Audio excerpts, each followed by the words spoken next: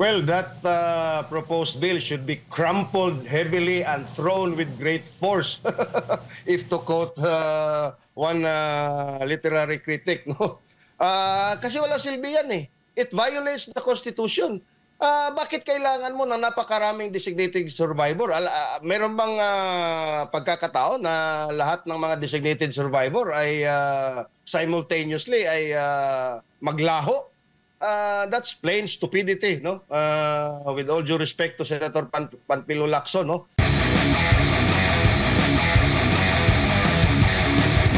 Nitong mga nakalipas na SONA, halimbawa, yung sa 5,500 na flood control project, talagang pinuna sila ng husto. Hindi naman sila sumagot ng diretsahan kung nasaan na, no? Bigla na lang natahimik.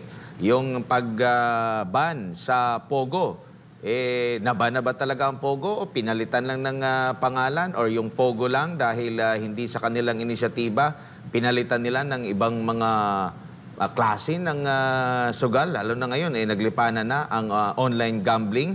Mas ano pa ito mas accessible pa ito doon sa mga kababayan natin. Yung sa Pogo, mga foreigner lang yung nakakaano doon, particularly mga Chinese ang nakakapagsugal doon. Pero itong mga online gambling ngayon na naglipana, endorsed by mga kilalang personalidad, artista, influencer, personality, ay napakabukas sa taong bayan. So ito yung mga nabanggit niya. Parang hindi yata nagtutugma, nawala na yung mga sinabi pa niya na tungkol sa Maharlika. Di ba?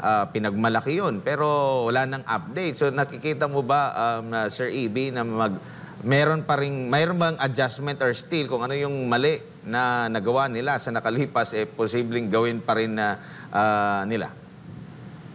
Wala na yan, no? Admar, no? I'm sorry to say to the Filipino people that we are all by ourselves, no? Wala na talaga tayong maaasahan nitong administrasyon na to. Siguro ang Senado merong magagawang konti-konti, pero wala na talaga, no? It will be too late, no, for Bongbong Marcos to do anything that will impact, no, the lives of the ordinary Filipinos. Yun na nga, no?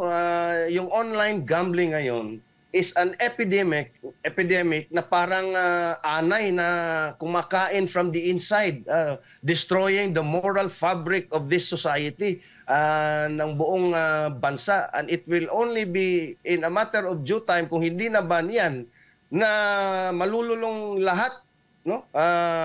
From minors to seniors sa sugal na yan, benefiting only the oligarchs, no, lalong-lalo na itong si Albi Benitez, who is the top earning company, yung DigiPlus, who owns and operates Bingo Plus and Arena Plus. Kaya yun lang naman talaga ang gusto nila, no, to control yung mga money making schemes, no, na mga bisyo, kung baga, at napakadali ang pamimera nila. Pangalawa, yung administrasyon na to, they lack the cohesive plan and they lack the real feel of the pulse on the ground of the Filipino people. Wala talagang makikita, no? We've seen that in the last 3 years. And I doubt if we will see a transformed Marcos Jr. and a transformative administration of Bongbong Marcos until 2028. You cannot teach old dogs new tricks, no? So wala na talaga tayong maaasahan diyan. But we have to continue to be aware, we have to continue na magmatsyag tayo at mag-call out. Alam mo, the silver lining here is 3 years is just a blink of an eye, no? In the next year, 2027 or 2026, by the late 2026, it will be election season na for 2028. So, again, I still have faith on the Filipino people and on the very few senators and politicians running their respective LGUs na to, kumbaga, take the cudgels, no, and be sincere in their service to their constituents. Opo. Sir Ibi, dyan po sa Senado, muli pong binuhay itong ang panukalang batas na magkaroon po ng designated survivor. Ito na lang tinatawag nilang Presidential Succession Act na naglayong palawakin pa yung linya po ng pagkapangulo upang maiwasan yung pagkaantala ng operasyon ng gobyerno sa panahon ng kalamidad o pambihirang pangyayari. At sa kasalukuyan nga, sa saligang batas natin, nakatakda ng pagkapangulo hanggang sa pangalawang pangulo, pangulo ng Senado, tagapangulo ng kapulungan ng mga ng kinatawan. Sa panukala po ni Senator Ping Lacson, idinagdag po niya yung pinakamatagal na senador, kinatawan po batay sa haba ng serbisyo, pati na rin po ang isang kasapi po ng gabinete na itatalaga ng Pangulo. Ano naman po ang inyong masasabi dito sa panukalang batas na ito ni Senator Ping Lacson? Well, that proposed bill should be crumpled heavily and thrown with great force, if to quote one literary critic. No? Kasi wala silbi yan eh. It violates the Constitution.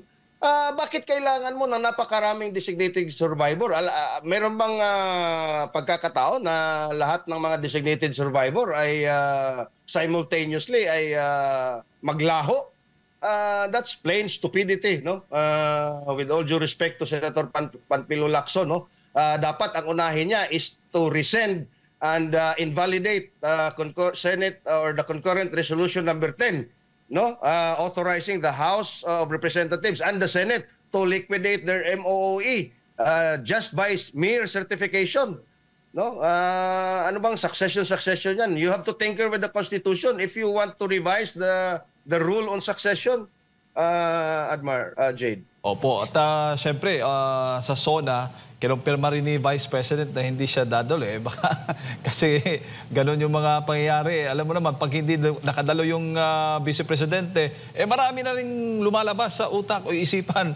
No? Ng mga, malilikot yung mga isipan ng mga ilan po sa mga opisyal. Pero ito nga po ang inyong komento hinggil nga dyan po sa panukalang batas na iyan. Sir Ibis, sa tingin po ninyo, hindi po yan uusad? I think there are men of reason and logic in the Senate, constitutionalists, brilliant lawyers dyan, and I don't think it will carry weight, no? Maliban na lang kung talagang mapag-usapan nila, they could agree. Actually, they can agree on everything, no? Dyan sa Senado, no? And even sa lower house ka, nakikita natin yan, no? But I doubt if it will pass. Opo. At isa pang issue, Sir Ibig, reaction mo lang, komento mo lang dito nga kabilang nga po si DOJ Secretary Jesus Crispin Remulla sa mga kandidato o aplikante sa pagka-ombudsman o sa susunod maging bahagi po ng ombudsman, maging head ng ombudsman. Sir Ibig, ano bang masasabi mo dito? Well, this is more of a mockery of our institutions, no? I mean, you know, you're a lawyer, you're from UP, you've done quite well in your legal practice and as a local chief executive or whatever roles you've had in government. Pero to apply for a position in an institution where you have pending cases, I mean, that's morally and ethically unacceptable.